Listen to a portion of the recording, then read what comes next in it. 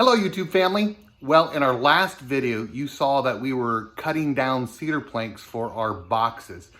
Today, we're going to begin building those boxes. What we've done is we've gotten 1x4 12-foot boards, and we're going to be running one across the top, one across the bottom with planking, cedar planking running vertical, perpendicular to those 1x4s. We're going to be doing both sides and the ends that way, and then connecting the corners with cutout 4x4s. We're going to show you all of this here in the very near future. But let me go ahead and just kind of show you what we've done to see how much board we're going to be using and to begin to kind of get an idea of this. And then we'll take you along the steps that we're using to connect all of these together. So here's the process that we're going to go through. We have the entire length of board all laid out. And what we're going to do is then start affixing each board as we go down the upper rail and the lower rail. Now, we're going to be using liquid nails and a finish stapler with 1-inch 18-gauge staples. But because I'm concerned about this moving, if I just simply glued and then stapled right away, we're going to go ahead and run glue along the length of the boards. We're going to lay out all of our cedar planking down the sides.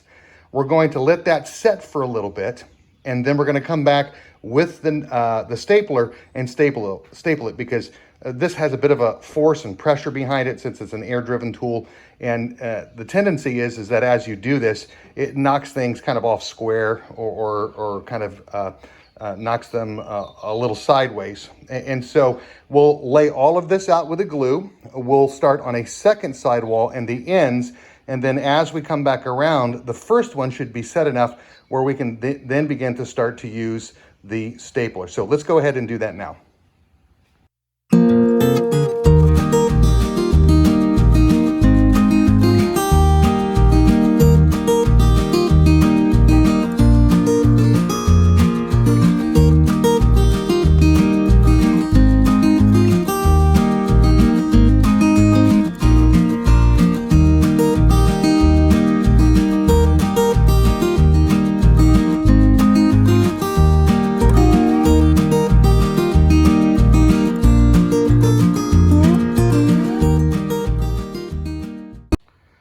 Now, I want to remind you, there is no wrong way or right way to do this. We're using glue and staples. You can use glue and screws. You can just use screws. You can use nails. However you want to do it. And again, what you're seeing is actually the inside of this. And so even though these boards are differing thicknesses, you will not see that difference in thickness on the outside. We'll flip this over when it's all done, show you what that looks like. Also, the little gaps that might be between all the boards aren't going to matter because on the inside, we're going to take fabric cloth and line the inside of our boxes to help keep dirt from seeping outside and keep everything inside. We ended up putting these boards on the end because the end boards that run perpendicular, the short 4-foot ends, are going to come into here. I'm going to also probably staple and or screw and glue those. But we will have extra corner supports. Again, we'll show you that in a minute. And so we're going to let this dry. We're going to go to the other long side. What I'm doing right now is I am cutting the 4-foot end boards, top and bottom rails to match, and then we'll have all of that. And when that's done, we'll give the basic assembly to the boxes. And then I've got to run and get my table saw out of my back shed and some scrap 4x4s to do what I'm going to do next. So again, we're going to go ahead and leave you and then just jump into the assembly area next. You don't need to see us redo what we just did on both the sides and the end. It's the same. All right, so we'll get back to you in just a moment. All right, the sides and the ends are complete. Now, just to let you know, these boards were cut as uniformly as possible to 13.5 inches, but yet they're still going to be slightly different on length. So what we did is we took a straight piece of board, and as we went down one side, just kept it tied up against the 1x4. So one edge is completely even all the way down, and then the uneven edges I'm gonna go back with a handsaw and drop a chalk line and then just cut that all even. So let me go ahead now and I'll switch to getting these all stapled, and then we'll go to the assembling the boxes and show you what they look like when we're done.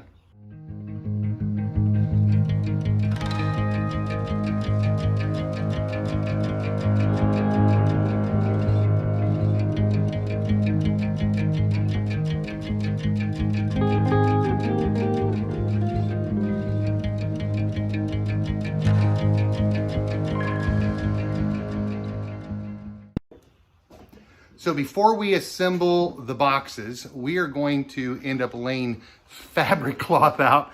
I'll get out of my wife's way because it's going to be easier to do this before the boxes are assembled rather than after. So again, we'll get this done. We'll get everything affixed to the side panels and the ends. We'll get this then all assembled and show you what things look like afterwards.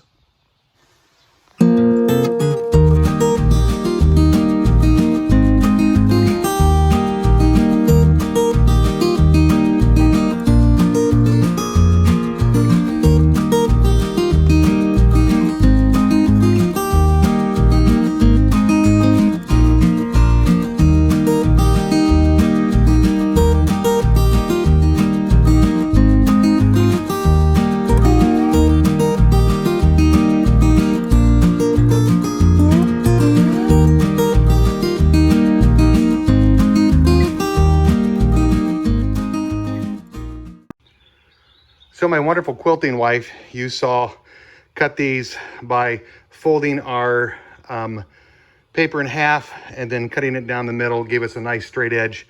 She wanted a nice straight edge here, but I told her I thought by going the other different direction with the roll, we wouldn't leave as much waste. And so she lovingly said, okay. We also went from our air nailer to a slap stapler and a hand stapler, because when we went with the first row of our staples, they were just too small, went too deep, were forced through, and really didn't affix themselves on at all. So we had to go with the manual stapler and with the wider head on the top, and it works out very well. We're gonna break for lunch right now. We're gonna come back out and we'll go to the next step of getting these boxes assembled and show you again how we're putting this all together. All right, so the next step is to provide supports on the corners to attach these to. I've got some scrap 4x4 left over. We're gonna cut these to the same length as the height of the boxes. But then what I'm going to do is I'm going to put them on my table saw and cut out an L, a center section, so that I have one full piece that we can then screw these corner supports into the corners of our boxes. Now, you can do the same thing with 2x4s, whatever pieces of lumber that you've got. You don't have to use 4x4s. Matter of fact, I've got scrap lumber that I could use instead of a 4x4. However, I would prefer to use the 4x4 because the fact that I'm not having to join two ends together, I think it'll provide a little bit of strength. So let me go ahead and get these cut, get them on the table saw, and show you what we're gonna do. To let you know how I know the distance that we need to cut, the boards that Lynn chopped for the sides, the cedar boards, we just simply brought straight out, even with this outside edge of the table of the saw, and then just cut. And so I can do the same thing, and I end up with the same height.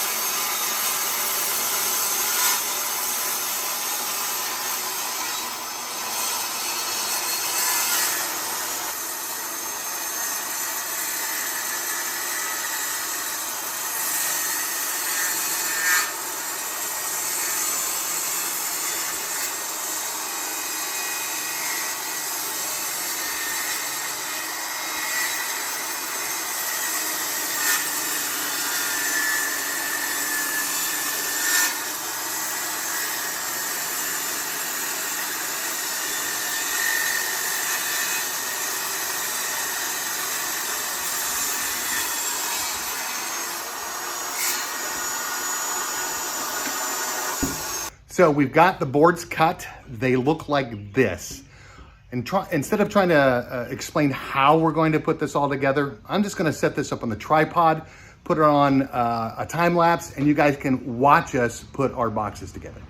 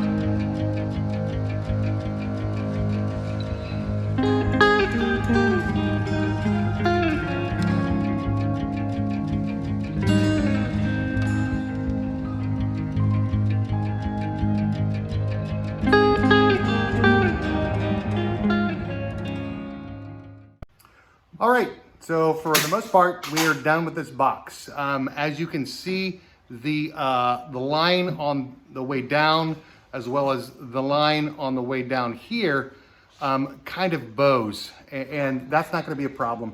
What we'll end up doing is we'll provide some cross bracing because of the length here to try to keep the box square, but we're gonna do that once we get the boxes out into the garden.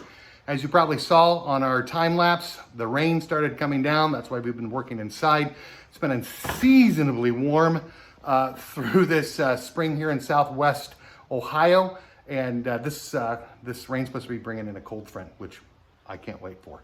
I'm not a hot weather guy. Anyway, what you see here is, for the most part, the box is done. We've got enough wood to build 2 more boxes for a total of 3. And then I think we're gonna be doing the same thing with other aspects of scrap wood that we have. Then that'll get us to 4 boxes. Because of the timing this year and all the stuff that's been going on, if you've been following this channel, we haven't been able to get our garden in as quickly as we want. So our garden's gonna be going in about a 2 to 4 phase plan, and this is going to be phase 1. We're going to be able to get beans and tomatoes and cabbage and lettuce and some other things out into the garden, and then we'll continue to add onto the garden as we go this year. Again, thank you so much for joining us today. Hang on, I'll just kind of give you a quick musical interlude and let you see the box in its completion. And we'll tell you how we're going to add eventually a hinged hoop aspect to these boxes. I'm really looking forward to that. That's going to extend our season, provide some protection when we need to throw shade cloth up. All of that's going to work really, really nice, but that's another video. So again, thank you for joining us today. If this video was an encouragement to you, hit the thumbs up button. If you've not yet subscribed to our channel, hit the subscribe button, and please leave a comment below. We'd love to interact with you all on our YouTube community. And if you would like to, share this video on social media. Again, thank you for joining us today.